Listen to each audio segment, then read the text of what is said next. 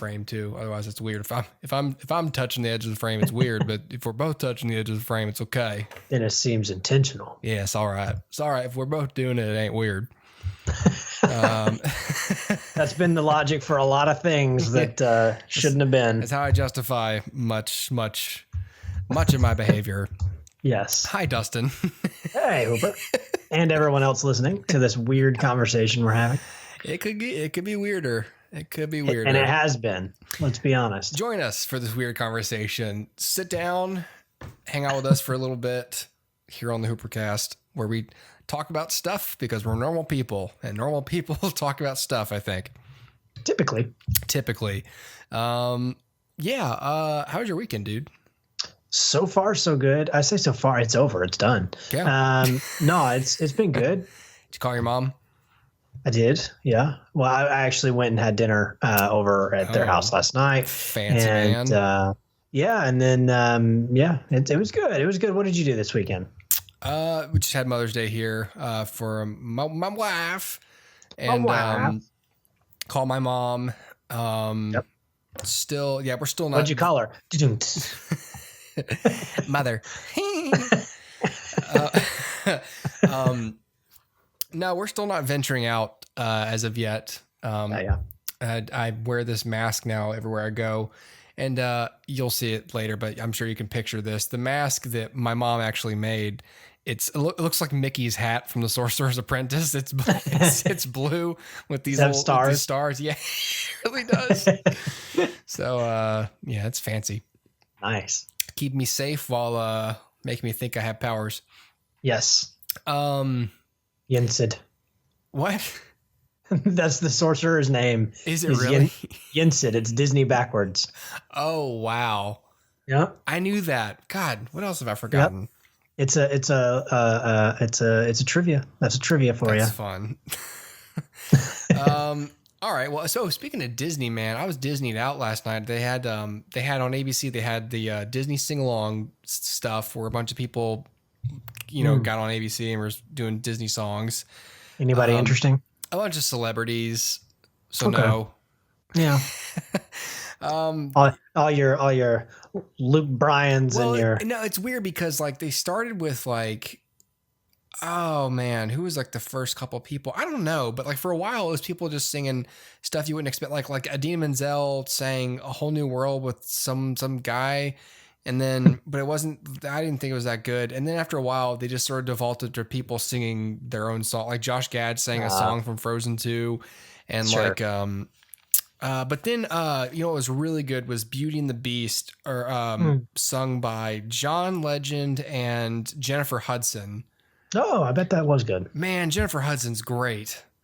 Tale as old as time. She was so good. If you ever heard, you need to find How Great Thou Art with her and Pentatonics. Have you heard that? I have not heard that. Dude, it's so good. It's okay. It's probably, I don't want to be hyperbolic, but it's really, really good. You should check it out. Okay. Yeah, it wasn't that bad. But then American Idol after that, it was Disney Week. So then they're all singing Disney covers. So some of them were the same. It's oh, now let's sing. And then Katy Perry sang Baby Mine. And I realized that's a song from Dumbo, Baby Mine. And I did not know that that's the song that's being covered in the Dumbo 2019 trailer. Because everyone talked about how much that trailer made them cry.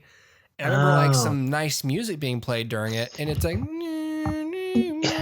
and I realized when I heard her singing it, oh, that's an existing song. Yeah. I didn't know that. It's been so long since I've seen Dumbo. I wouldn't recognize anything, I don't think. Yeah. The only thing, I saw Dumbo 5 years ago, and I walked in the room right when the tripping was happening. With all of course. With all the it reminds me of the Heffalumps and Woozles. I'm afraid. No, the elephant's on parade. Yeah. It's scary. It is. Anyway, that's what we did this weekend. So okay. Yeah. Other than that, Jerry Stiller died. Yeah. Yesterday, or was that yesterday? I think that's when Ben. Yeah, I think so. Yeah. So obviously that's a loss. Yep. For many for fans. Comedy. For comedy. Yeah, exactly. Yeah. I didn't even realize I'd forgotten that he was on King of Queens. Yeah. So, and then of course Seinfeld and then many other things. So, but that dude, he was like 97 or something. He was old. He lived a long life. Yeah, he did. Him and Kirk Douglas. I know, dude. Speaking of Kirk Douglas, I'm just going to I got tangents going. Speaking of Kirk Douglas, I didn't realize until this weekend that Stanley Kubrick directed Spartacus. Yes. I did not know that. Didn't know that. Yeah. Not at all. I've never seen Spartacus all the way through. I've never seen Spartacus. Yeah. I've seen bits and pieces. Yeah, I not at all. I've only heard like reference like I'm Spartacus, you know. Yeah. But and the only thing I know of Spartacus is there's a sketch on Whose Line Is It Anyway where they were doing all those weird little things they do, those little games. And I just remember Colin Mockery walking up and pretending to pull down his pants and standing back up and going, I'm Spartacus. And I don't know why, but every time someone talked about that film, like that great scene at the end where they all say I'm Spartacus, I'm picturing a bunch of dudes without pants. I always think of The Office when Michael Scott's talking. I forget what he's talking about, but he says something like, it's like the end of Spartacus. I still don't know who Spartacus was. And he's like, that's what makes it one of the best whodunits ever. And it's just so random. It's just perfect, Michael. Man, I miss Michael Scott. I know, me too. The cast got back together very briefly on John Krasinski's show. I haven't seen that yet. I thought you might mention that, but I saw the article. So, don't expect too much, but I mean, you know, you get a little bit of a lot of them, so that's good. Listen, since Steve Carell left the show, I haven't expected much of The Office. Period. So. It's true. look, dude, The Office is my favorite sitcom of all time, but I do stop when he left. Like that's. I'm still going. I watched. Hey, you know how many I watched last night? How many? From 2 a.m. to 4 a.m. this morning, I watched 6 episodes of The Office. Well, you got more willpower than I do. I got all the way through the Tallahassee episodes. Okay. Oh, you don't even know what those are. I just realized you don't. I've read enough about those seasons to know vaguely what you're talking about. It's fun because, like, you know, it's not going that great, but then there's little nuggets in there. Like, I like Catherine Tate showing back up from she's the British woman who interviewed for Michael's job. She was on Doctor Who. She's really famous in the UK. And she's really funny. Gotcha. Redhead. Yeah, Catherine. Yeah. And then like David Koechner, apparently that you forgot that's where they sent Todd Packer. And so they get down there and he's like, you can't get rid of me so easily. It's like, yeah, they tried to fire me, but I found a new life down here. And you know, it's just funny, you know, little things. All the cast is still good. It's just, you can just tell they don't have anything to do. Look, I don't fault the cast at all. Like I feel like if anything, one thing I've always, if I could talk candidly to, you know, somebody in that position, I would just ask, like, what is it like to be on a show? And undoubtedly after that long, you have opinions about where your characters should go and be given scripts where either they don't do anything or they act in a way that is incongruent with what you've established. Yeah. Like how do you as a performer give something you don't agree with, and that's an assumption. I'm assuming they don't agree with it, but they may have, like, there may have been great intentions behind it, but there's just some things that I'm like, I just can't get behind this just thematically, like ideologically. I think that actors tend to appreciate the show when it's going really well, and even when it's kind of going creatively a little sideways, they go, all right, this is still, at that point they transition to this is fun and this whole experience is special, but they're mostly referring to the earlier part that was good universally. Right. Artistically fulfilling. And it, you know, at a point it's like, okay, I'm here for the paycheck. I'm here for the relationships. I'm here for, the fun.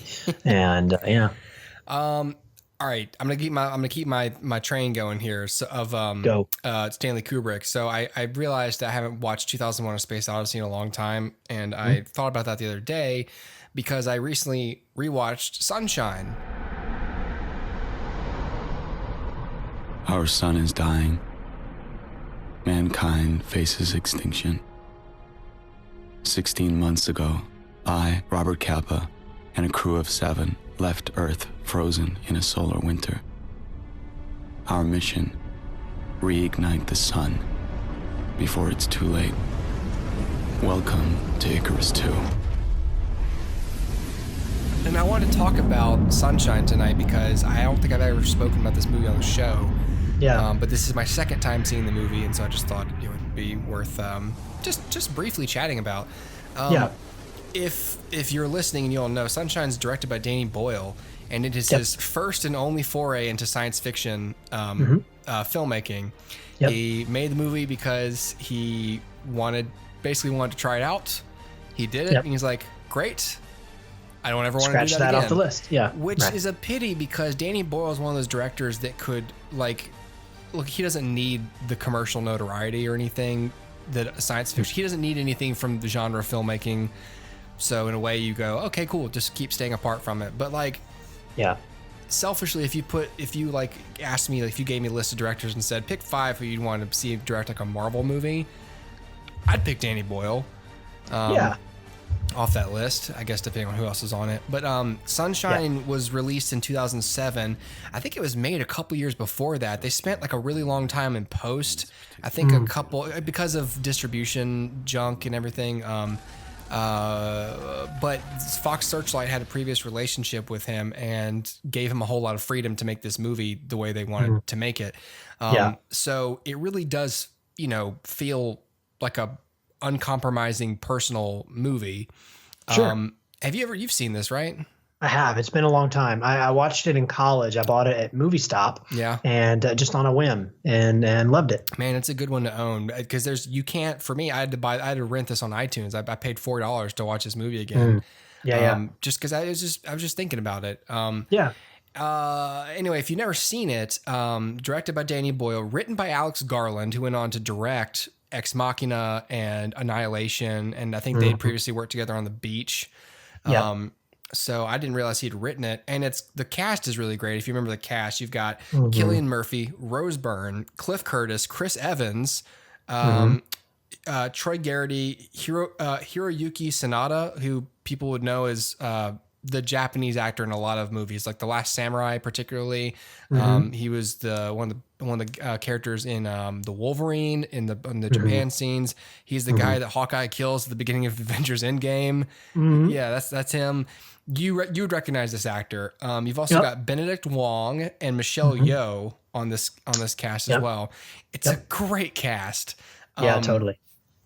And so Sunshine's about, I think it's 2057 is the year. It's 2057. Sun is dying, and so these 8, I say astronauts or scientists and physicists are up in this ship, and their whole mission is to fly towards the sun and deliver this payload of nuclear power to reignite the sun so that to save mankind. It's a pretty simple premise, and it reminds me of a few films that it's not so subtly referencing, like 2001: A Space Odyssey is one of them. I've not seen Solaris, but a lot of people talk about Solaris as like one of these seminal space movies. Yeah, I haven't seen that either. Yeah, they had a remake with George Clooney in like the early 2000s. I thought that's what everyone was talking about. Like, it's so good. And I was like, that movie? But they're talking about Andrei Tarkovsky's actual 1972 film. It also pretty heavily reminiscent of Alien, just what with this ensemble cast, the way the plot unfolds. The what? The locale. Space station kind of deal. Yeah. God, I thought you were talking about like Good Diet or something. Like they're all skinny. I don't know. What are you talking about? I just make up connections. You're making terms here. Yeah, they're all locale. They're all locale. Is that like local, but with a different emphasis? Yeah, I'm locale to Georgia. I'm locale, man. I'm locale to Georgia. Locale, working on 1,100 a day. So anyway, I gave this film 4 stars. I just think it's really well made. It's if you've seen science fiction, and especially science fiction in space, it unfolds in a pretty familiar way. Like they have a mission, and then stuff starts going wrong. They make choices, and people start getting killed one by one somehow, and you wonder whether or not they're going to carry the mission out, basically. And it's an interesting movie in terms of like talking about climate change, I guess, which is what the big metaphor is. It's about the sun dying, not so much climate change, but just a very real danger that's not going to happen in 50 years. But if it did, would that not suck? And what would we do about it?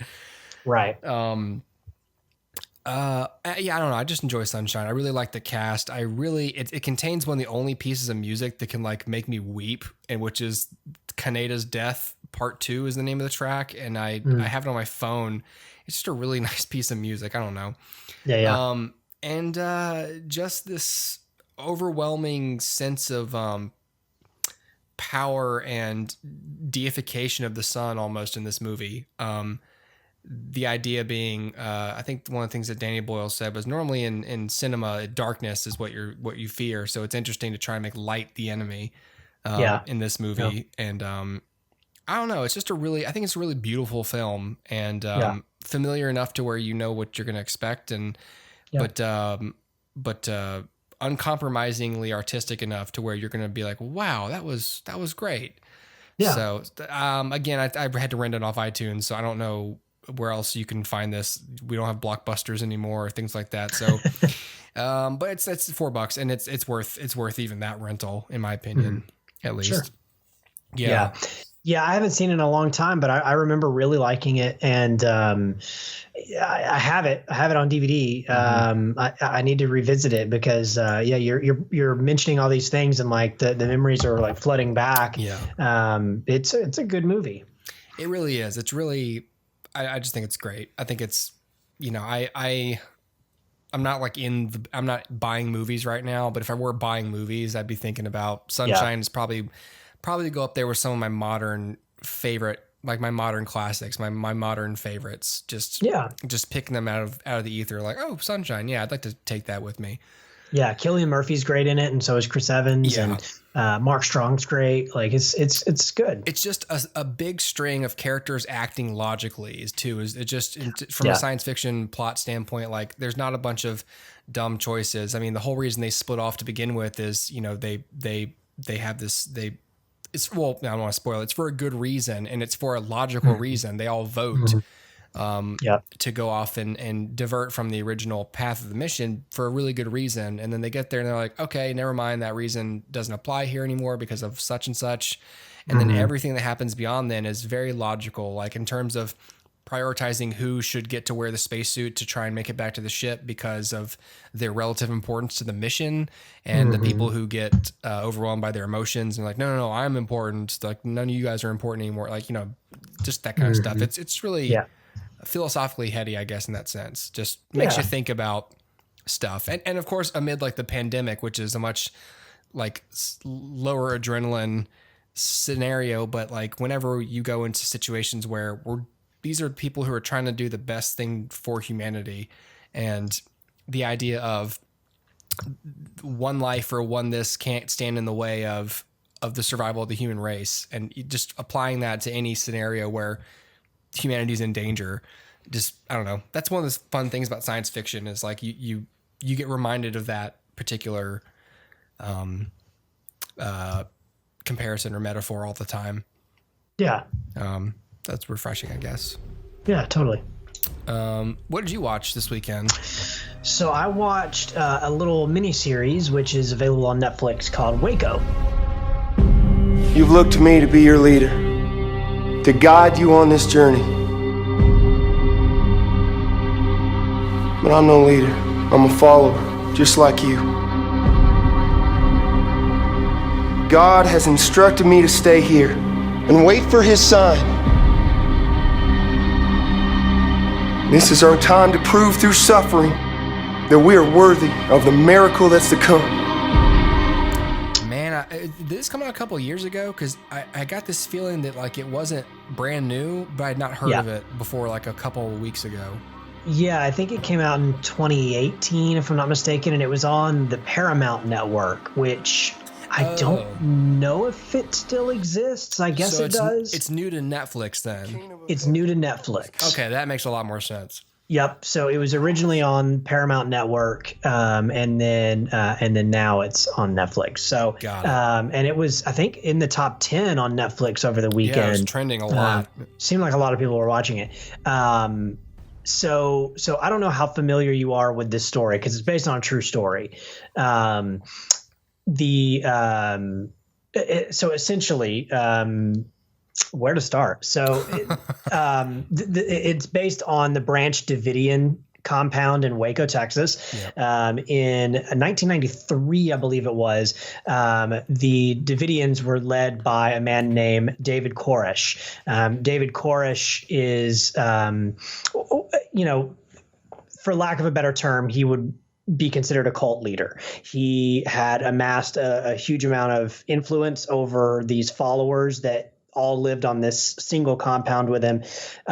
He took and twisted scripture from the Bible to fit his own gain, and made himself out to be the Lamb of God as prophesied in the Bible. Of course, traditionally we would assume Jesus is the Lamb of God, and he's saying he is, and that, in the end times, essentially he's going to have a huge role in the apocalypse. And so all that said, his particular interpretation of scripture catches hold with some people, and they all live in this compound together.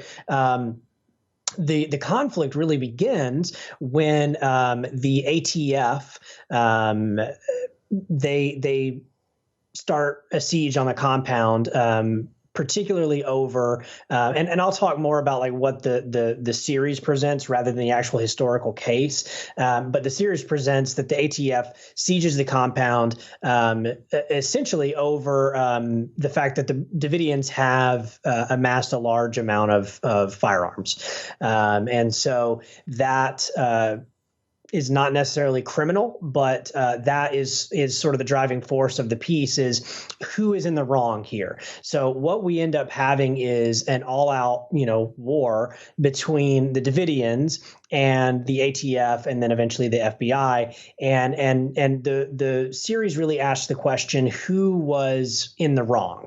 Now, I kind of spun it in an interesting direction as I was talking about it, that the Davidians were, crazy cult, whatever. And maybe they had some misguided beliefs, but what the show seeks to do is really enforce, or really rather question whether this group had any malicious intent and whether they did anything criminal that warranted the FBI coming down so hard on them. Interesting. I won't spoil what happens to the Davidians. If you're interested, you can obviously search the real life events on Wikipedia.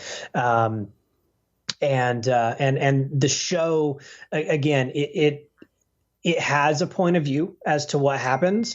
And that point of view is, I think, still being debated in circles, right? Like what actually happened here in Waco. And so, it's a really interesting show. It stars the two leads are Taylor Kitsch plays David Koresh, the cult leader, and Michael Shannon plays Gary Nessner, who is an FBI negotiator. And so evidently Gary Nessner wrote a book which included his time in Waco. And so the show is based on that book, as well as I think one of the Davidians maybe had written a book or something. And anyway, it's based on a few different sources. And so you have basically these two protagonists of the show, although we as the audience, I feel like kind of more relate to Michael Shannon's character. And I don't want to spoil anything, and I really could go in depth here on the roller coaster that this show is. But by and large, I really enjoyed the way that the show chose to depict its characters. And initially I was turned off by this because I didn't think they were demonizing David Koresh enough. I thought they were trying too hard to humanize him and make me sympathetic for a man who is, guilty of some moral weirdness. For instance, his second wife, he's a polygamist. His second wife, I believe, was like 12 Giggity. when he decided he was going to marry her. That was the wrong time to say giggity. Yes, it was. Oh, no. You can cut it out later.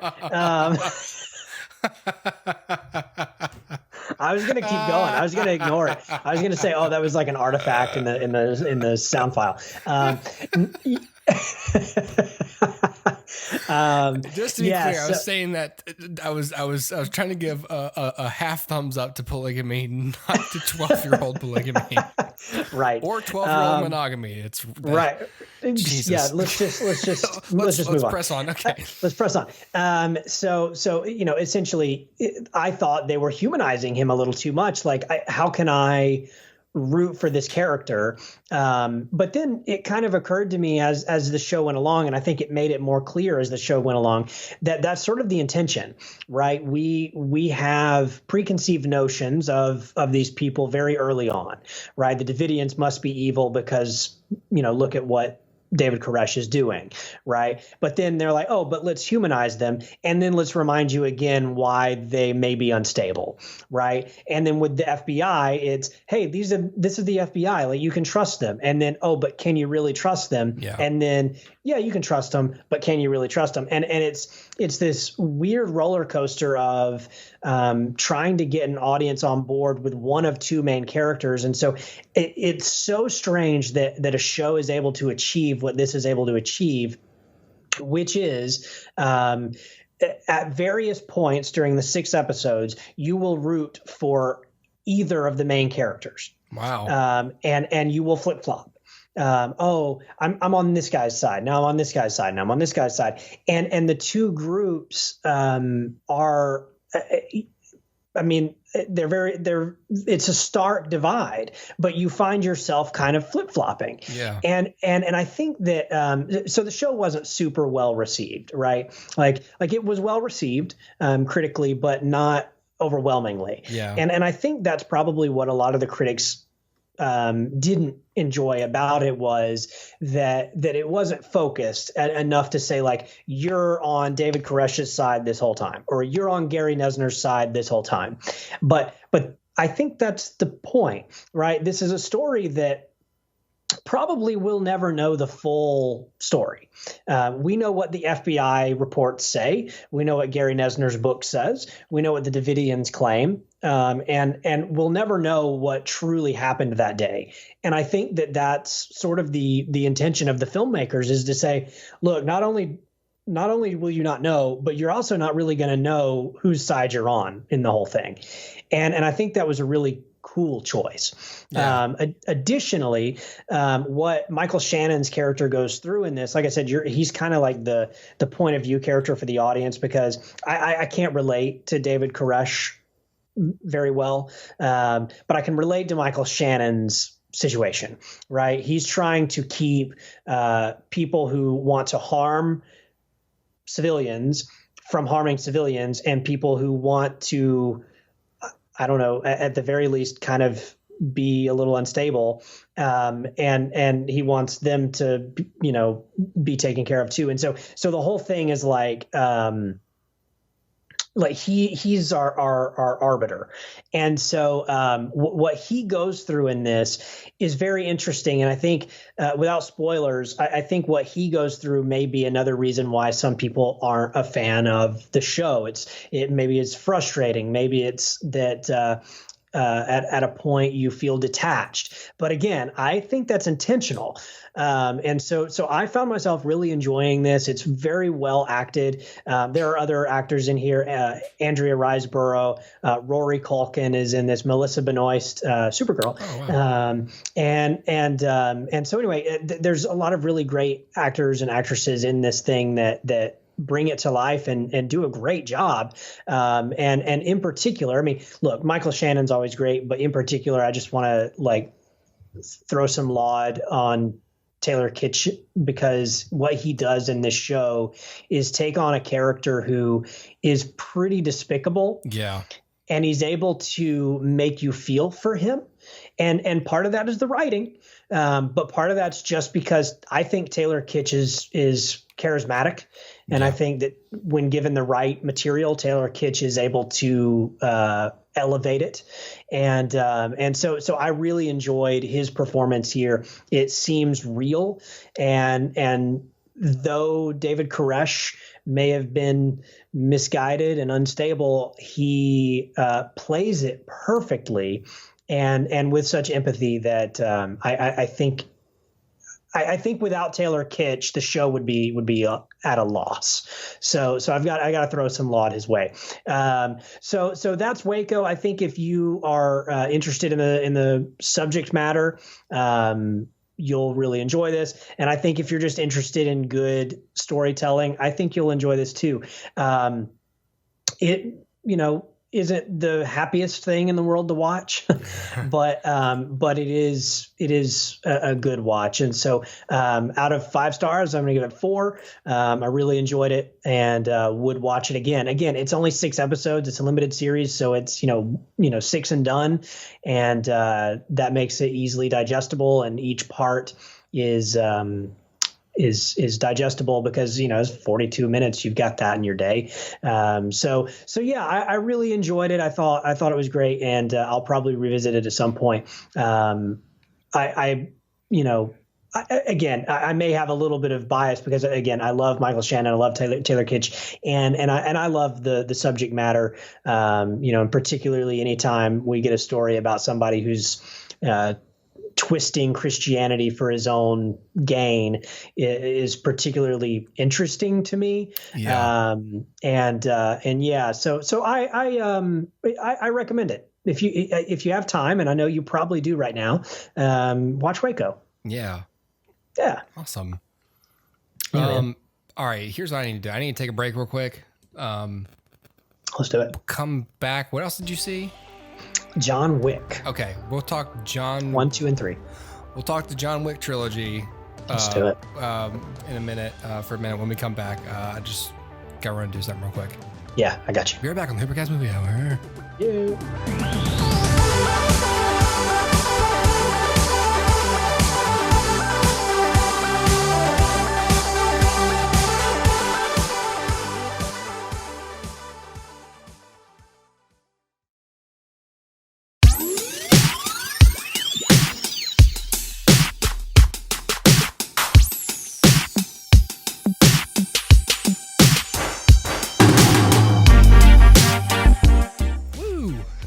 Back. Oh.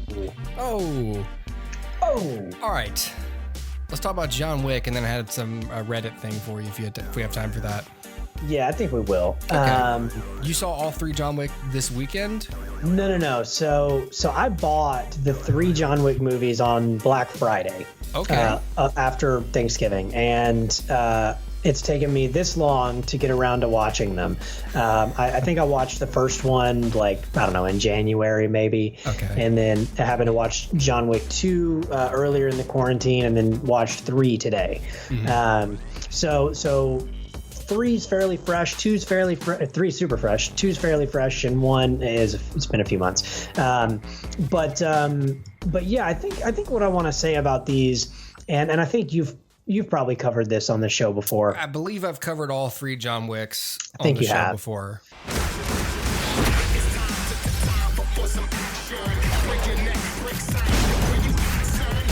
You working again? No, just sorting some stuff out. Task your crew. How many? As many as you have. Hey, John. I thought I'd let myself in. People keep asking if I'm back. Yeah. So I don't really want to add too much. I don't have huge discussion to start, but I want to say I enjoy them. Yeah. I think they're getting better as they go. Weirdly, I think usually that's not the case in movies, but I kind of enjoy the world building that happens in the 3. I wasn't expecting this whole world to be in these films. I thought, okay, this is just action movies, but I didn't understand there's this whole world of the assassin. Yeah. And it just keeps growing. It's like, okay, in the first one, there's rules, right? And then the second one, it's like, oh, there's rules in the high table and blah, blah, blah. And then the third one, it's like, oh yeah, and there's the leader of the high table and all the thing. And it's like, whoa, okay, cool. And it's really interesting.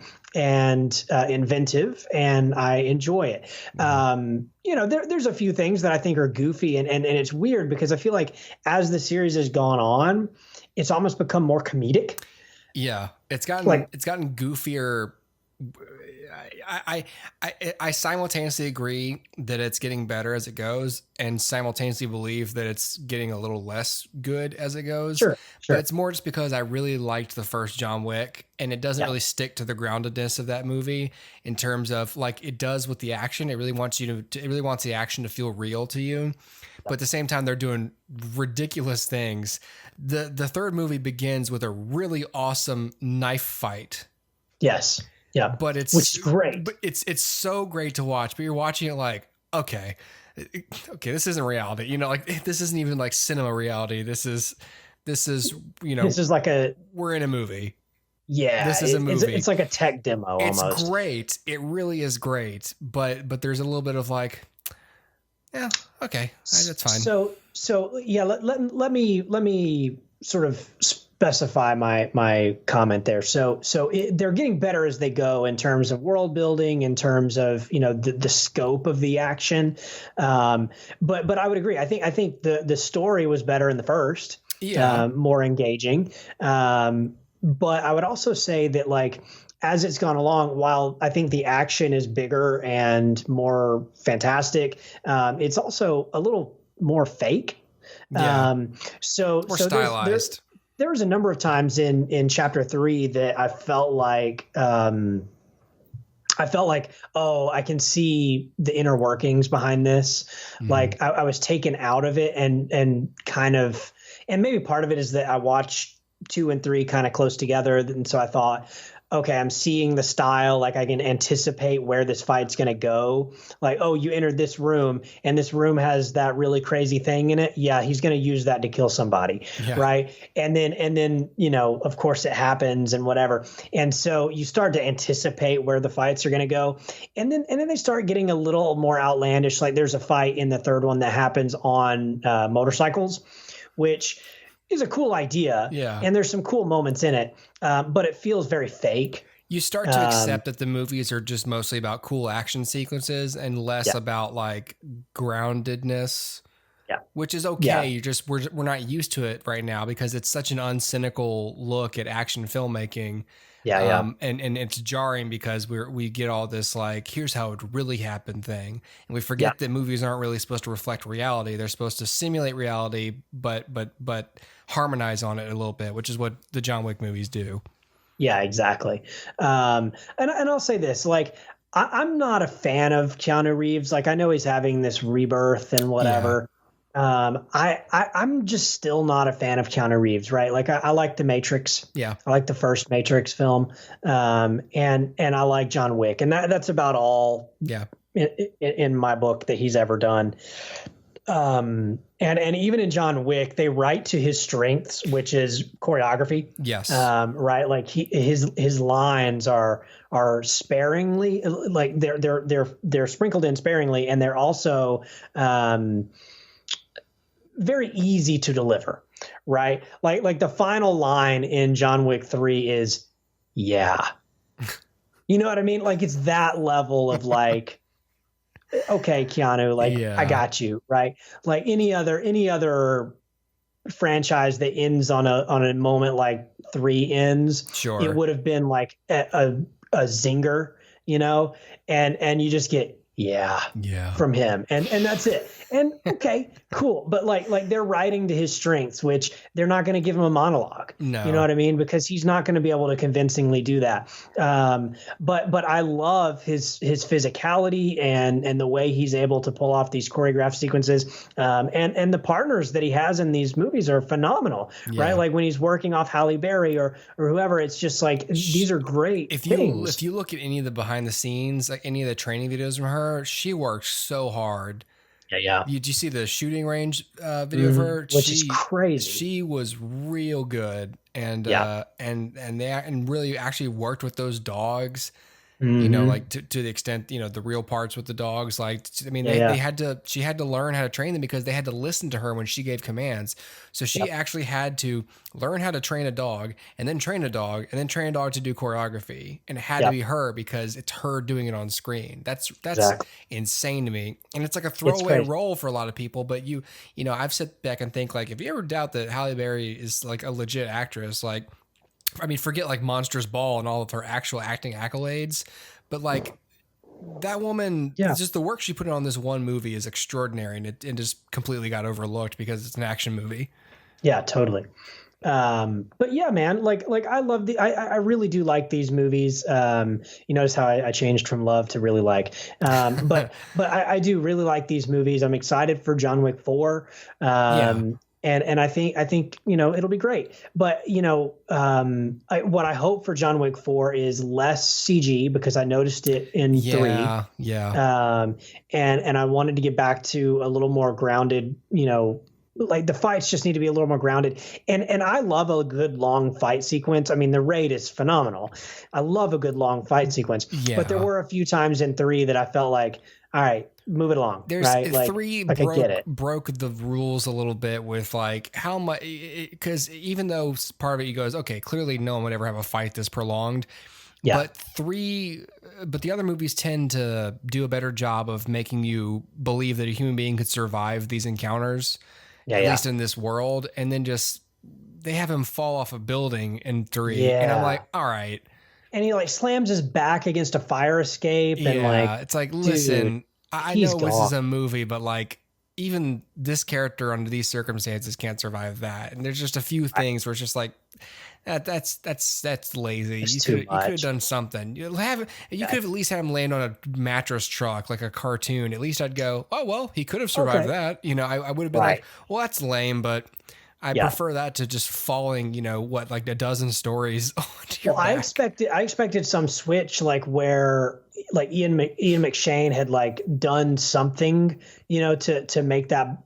Obviously it needs to be believable for the adjudicator, right? But like I've got to. So we need to sell it, but we need to arrange that, you know, so that didn't happen, you know, so and then some of the fight scenes, like you mentioned the knife fight, like it's great, but at the end of the day, it's like, gosh, this is so long, and there's like a sequence where he's like putting together a gun, and this is in the opening, like one of the first things, he's like putting together this gun, like customizing this gun for one shot, boom, and then he moves, and I'm like, you could have cut that out. Like I feel like that was like a video game. Like you're in this thing. Now do this puzzle really quick. And you do the puzzle, and then it's like, all right, they're coming. Press Y. You know, and it was just kind of like it's a little too video gamey. And I felt that a little bit in this one. You know, the fight with Halle Berry and the dogs and all of that. It went on a little long. And you know, I think that, you know, good choreographed action is phenomenal, but at a point, like, what is this doing in service of the story? Like if there's 10 guys that they fight versus 25 guys, like the effect is kind of the same. It's one guy taking out 10 guys or one guy taking out 25 guys. At the end of the day, like they kind of both do the same thing. It shows me, oh, he took out a lot of guys. Right. And, or this place was heavily armed or whatever. Okay, fine. But, you know, it just kind of truncated a little bit. But all that said, like I'm nitpicking, but the point is like these movies are good. And I love how hammy Lawrence Fishburne is. And, I'm enjoying them. So, yeah. I think that the more, these are to me like the new, you could lazily, I guess, but I'm going to do it. These are the better versions of what the Expendables could have been. Sure. You know, it's not so much I mean, you know, if you're going to make it around one character with, you know, side characters versus an ensemble. But like, to me, this is, I mean, I want to see Carrie-Anne Moss in the 4th one. I want to see more people from The Matrix show up in these movies. Cause that's Joe what they've, I want to see Joey Pants. I want to, you know, I want to see Trinity. I'd love to see Hugo Weaving in here, you know. Yeah, that'd be great. Even just, I don't know, just somewhere. I don't know. Yeah. But yeah, I think that'd be cool without being too gimmicky. I mean, they already put Lawrence Fishburne in there. They have to know people would go, "Hey, Morpheus." right. Everyone had to know that. Yeah. And you know what? Like at the end of the day, I do kind of compare these to the Matrix. Like this is sort of a new leap forward for action. Yeah. You know, like it or not, like this is what action will be in the next few years because of it, the influence of this, right? Like I think the last movie that had some impact was like Taken, right? Taken happened, and then everybody was like, "Oh, look, it's like intense," you know, like one guy taking on. They took it too far. They started doing that close. That it was Taken. It was off the heels of the Bourne Identity and stuff like that, and then Taken, and then like Olivier Megaton and some of these other directors like just took it too far. We can do this. We can cross cut, and so we don't have to learn any choreography, so we can shoot faster. But the action scenes look terrible, and now we're in this era of action films are starting to be directed by people who used to be stunt choreographers and stuntmen, and the action's gotten better, and so now that's the standard. It's like the VFX people who are directing films now. It's like, oh, the VFX are getting better. Why is that? Well, because we got people who know what they're doing at the helm.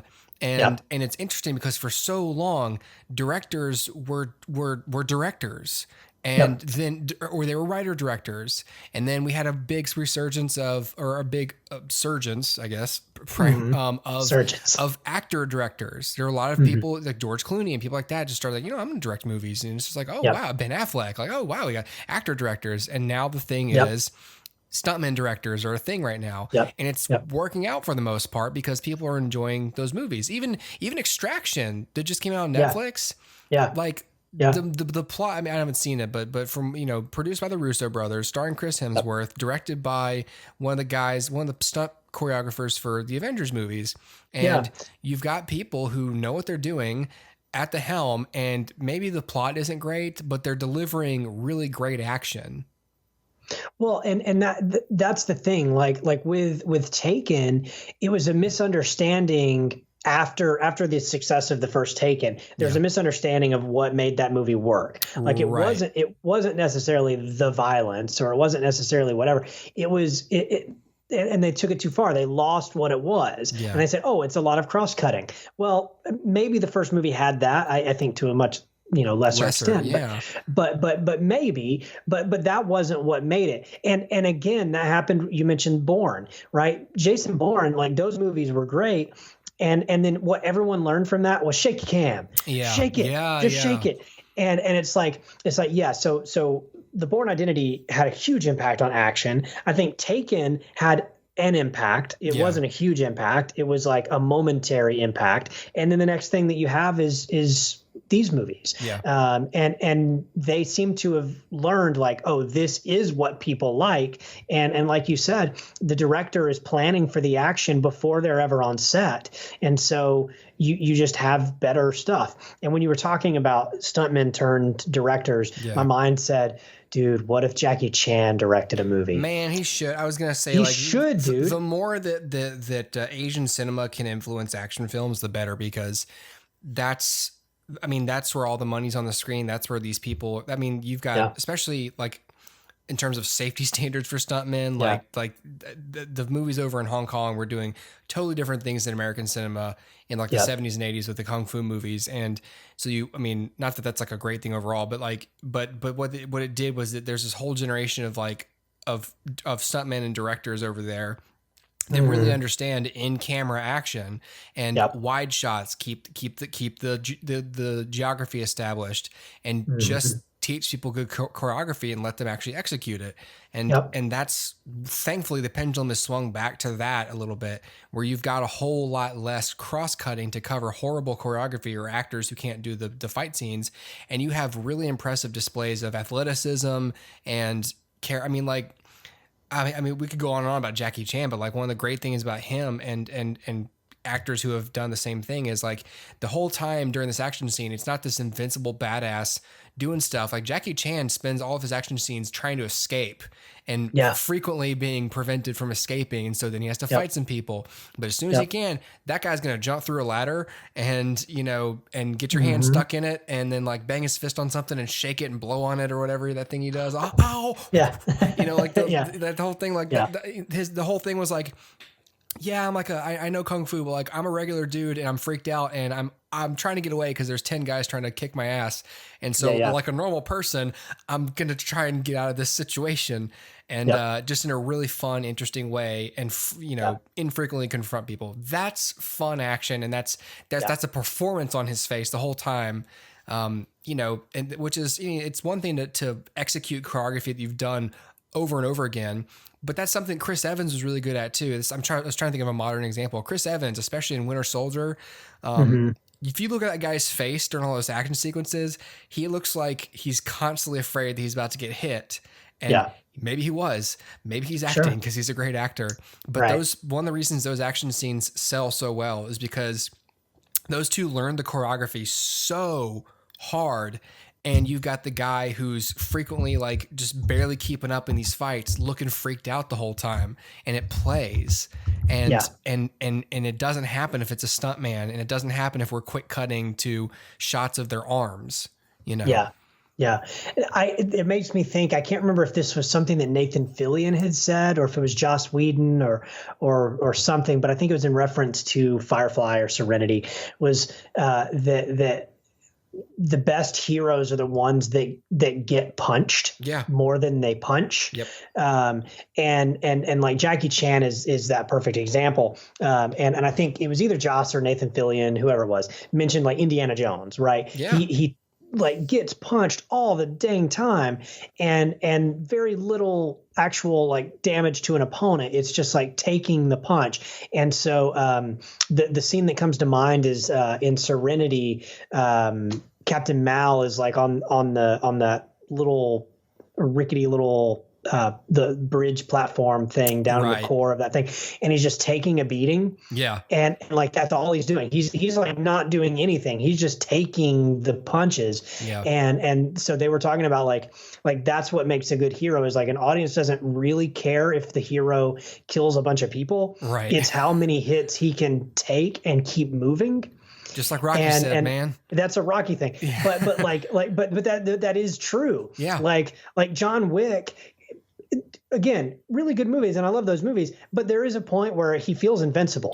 And it's about opposition when they're weightless going through an action sequence, and they're just like, I think that's something that people had a problem with the Matrix sequels. Like Neo just felt invincible, and you know, especially when he was like a CGI character, he's just cutting through these agents like they're nothing, and you lose a little bit of the humanity of like, all right, well, where's the tension? Like I enjoy those fight scenes for the record, but there's no tension because it's obvious that they're fake, and he seems like he's going to be just fine. So I'm not that worried about him. Whereas with Captain America or John Wick or the guys from the Raid, or Tony Jaa in the Ong Bak or in the Protector or Ong Bak Thai Warrior movies, like those are people who I'm kind of afraid they're not going to make it.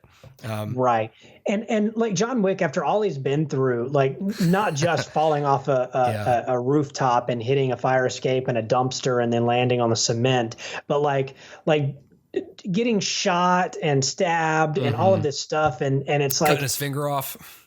Cutting his whole finger off. And he's like not even flinching. And at a point, like it's fine, you know, and it's fun to watch. But at a point, like I don't feel for that character very deeply. It's like, oh, I want him to win because he's John Wick, but not like I want him to win because I find myself in him, and he's just a great, you know, like representation of humanity. He's just like Superman, but like someone writing Superman badly, right? Like I hate that I even use that analogy because I always hate when people are like Superman's too powerful, and here I am doing it. But like at the end of the day, like he's, you know, the fear and what I would want from John Wick 4 is don't make him invincible. Give him something that'll stick beyond like, oh yeah, I chopped off my finger and now we just see him without a finger. Human that's struggle. great. But Yeah, like I want to see him like obviously I don't want to see like, oh, he lost his whole arm, but I just mean like give me some consequences here, like when and if they eventually end this franchise. Like I want to see that climactic battle where I wonder if he's going to stand back up. You know what I mean? Yeah. And that's what I want. And as it is, there's not much like, I wonder if he's going to stand back up. Even when he falls off that building, I'm not like, oh yeah, he's gone. Right. Yeah. I mean, there's more. There's always more. So yeah. But I am excited for John Wick 4. What we want out of our action heroes and our heroes in general, and what I look for is there's humanity, but there's also like, you need to identify in them the struggle to succeed, the struggle for survival, the struggle for victory. You know, it's fun to watch fight scenes, but what you ultimately connect with as a human being is the idea that there's a struggle, but if you can get through the struggle, there's victory. And we need to see that on screen. Yeah, totally. And so I'm not like, I obviously I'm not Jackie Chan. I don't know martial arts. I can't do all the stuff that he does, but I can identify with any character who's like, oh shit, how am I going to get out of this one? You know? Yeah. Because that's what I'm thinking all the time. Like, oh shit, how am I going to get out of this one? Right. And this may not be a one-to-one example because this is a superhero film and not an action, like a traditional action film. Yeah. But like when you look at something like, I'm not a huge fan of Iron Man 3, but its merits are found in the fact that like Tony is beaten. Yeah. He's down. And the idea is, can this man who's beaten and broken find his way back up again? And who is he without the suit and blah, blah, blah, blah, blah. Yeah. But the point is like he's at his lowest, and will he take another step?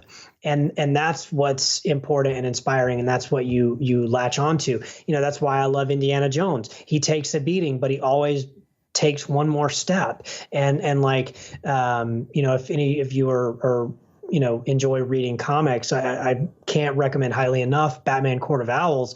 There's a brilliant section in which Batman is stuck in a labyrinth for, I don't know, days, weeks on end, no water, no food, or very little water, no food. And the bad guys just keep attacking over and over and over.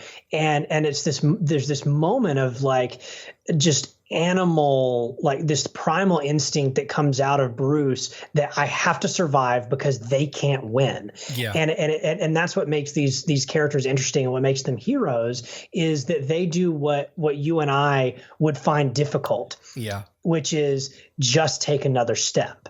Just take another step. Just keep going. And no matter how many punches you have to take, you can't let it be the last punch. And those are the kind of characters that you latch onto. You mentioned Rocky. It's the same thing. Yeah. It's, even if it's not, I've got to beat Apollo, it's, I just have to last.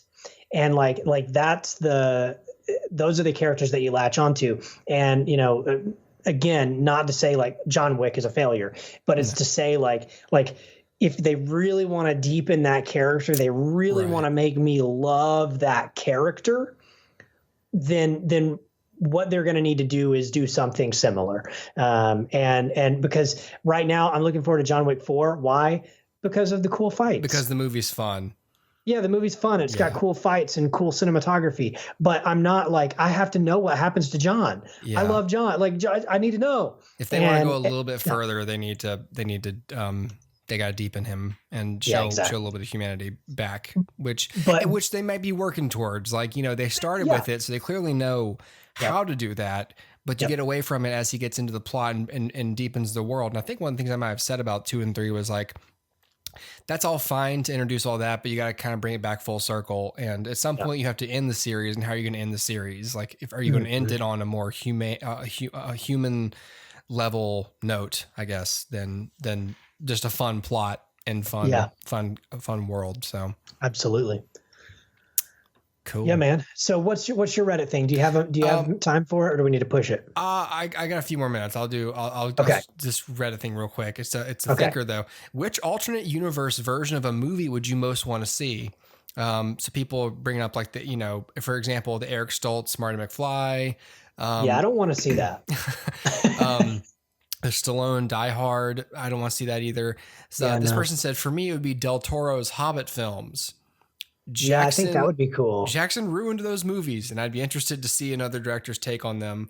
I didn't particularly care for Del Toro's output at that period of time, but I think he would have at least infused the films with an interesting visual flair. So I agree and I disagree. Like I would love to see Del Toro's take on that, just because, look, I like the Hobbit movies. I don't love them. I've one thing I've always said I would like to do is just re-edit those 3 movies into one movie, because I think it would be much better if it were like squarely on Bilbo. And I think that Del Toro might have taken that route, but he might not have. And to say like the visual flair, like, yeah, he'll have his originality to it, but at the end of the day, he was probably always going to mesh it, like make it mesh visually with what Peter Jackson had already established in Lord of the Rings. So I don't think it would be like as unique, and but I would love to see it for sure. The first thing that came to my mind is like any other interpretation of the Star Wars sequels. Like I don't love Star Wars, and I don't really think I ever would. And even if I saw the other ones, I probably wouldn't like them. But they got to be better than what we got. Let me think. Like recently, this is someone else's answer, and this is something I was thinking about after I saw Baby Driver. Edgar Wright's Ant-Man. Oh yeah. That's totally. As soon as I got done with Baby Driver, I remember thinking like, oh my God, that was such a great movie. And I remember thinking like, I'm now, before I was sort of ambivalent about the Ant-Man. I was like, all right, well, hey, it didn't happen, whatever. And then after I finished Baby Driver, I was like, man, I would have loved to see that. I would have loved to see what that was supposed to be. Ant-Man's just fine, but those movies are okay for me. Yeah. And I think they could have been great if they had, if he had stayed at the helm, if they could have come to some kind of agreement. I agree. Somebody said, go ahead. Sorry. I was going to say, as far as movies, this doesn't actually exist, but like, I'd love to see Raimi's Spider-Man 4. Like that's huge. I'd love to see Raimi's Spider-Man 3. I think the Spider-Man 3 we got was a hit. With Sony's. Yeah. Someone said Sacha Baron Cohen's version of Bohemian Rhapsody that focused more on Mercury and was less whitewashed. Let me see. The Hobbit by Del Toro. We've got the butthole cut of Cats. Jeez, it really stopped me in my tracks.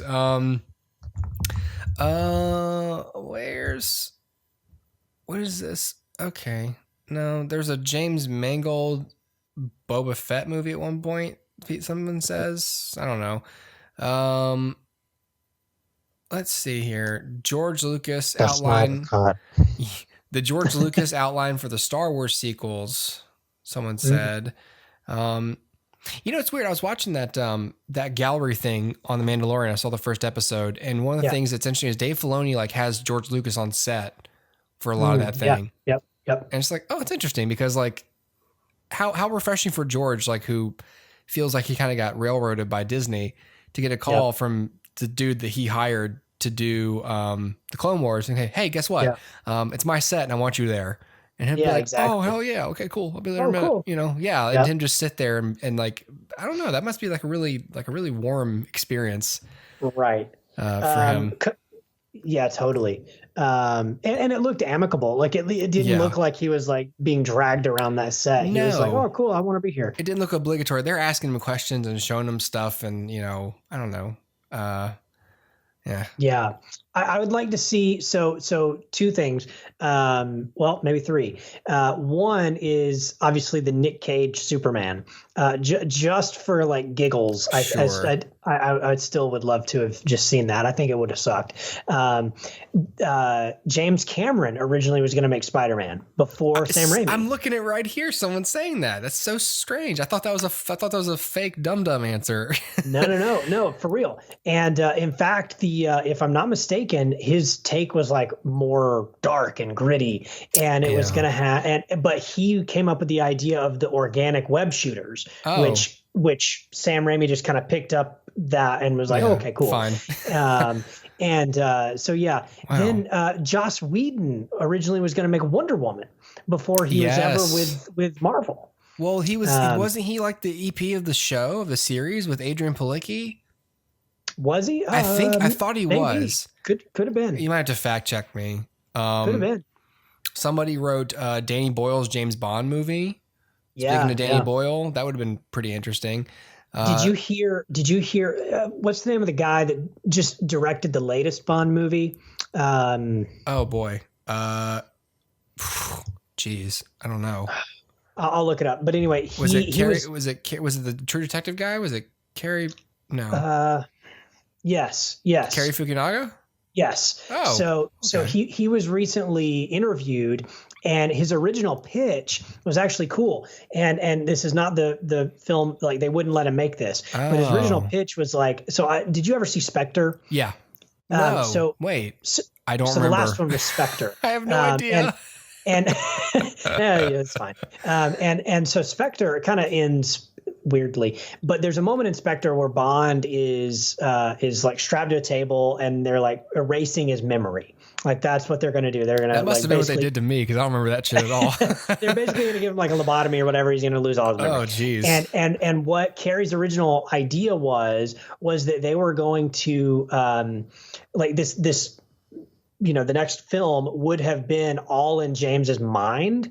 Whoa. And the would have been him waking up at the end of Spectre and realizing that the whole third act of Spectre and this film all took place in his mind. Dude. And as the film went on, everything got like looser and weirder until like it came crashing back to reality. Whoa. And I'm like, yo, that's cool. That's a cool idea. That's different. That's not anything we've ever had with Bond, and that would have been cool. Somebody said Lord and Miller's Solo. Yeah. The Prometheus 2 that Ridley Scott wanted to make instead of Alien Covenant. Pierce Brosnan's Bond 21, because I think his contract was supposed to go through that one. I think Aronofsky was originally going to do a Batman movie. Maybe this was before Nolan. And you know what? I would have liked to see Aronofsky's Wolverine because he was supposed to make the Wolverine before he ended up dropping out. He's like, I don't want to move. I don't want to live in Japan for a year while my family's away. So he dropped out of the movie. But that's who Hugh Jackman like had gotten the gig. Like he had wanted to work with him again because they'd done The Fountain together. And of course I love Jim Mangold, but like I think that movie got kind of studioed anyways too. But I was interested in seeing that. Yeah.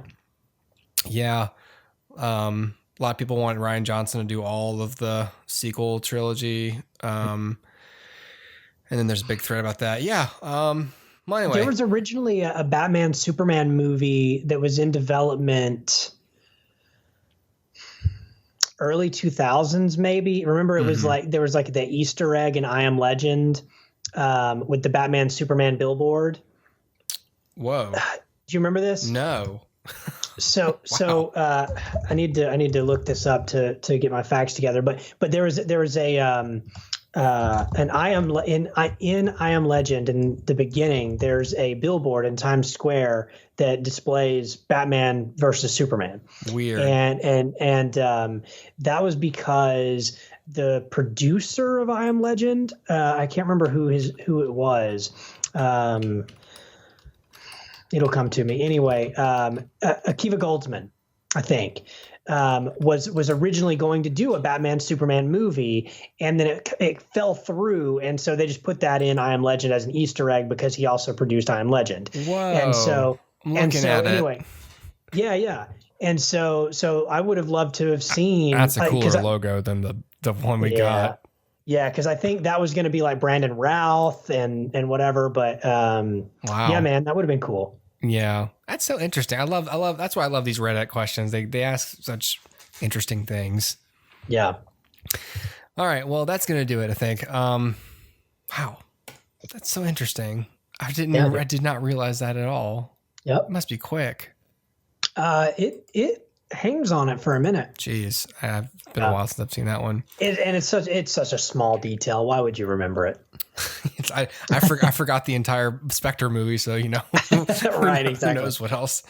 Right. All Okay, that's it. If you liked the show, you can subscribe to us on iTunes, listen to us if you're watching, or watch if you're listening. Either way, you want to digest the show, you can watch us if you feel like it on youtube.com/HooperCast. Write a review, follow the social media pages, hang out with us, be part of our group of friends, share the movies with us, be part of the conversation, or just listen to the show. You'll get it much sooner that way through the podcast feeds of your choice, because we're everywhere, man. Yeah, man. Yeah. All right, Dustin. Thank you, sir. Yeah, thank you, man. Woo. See ya. Bye.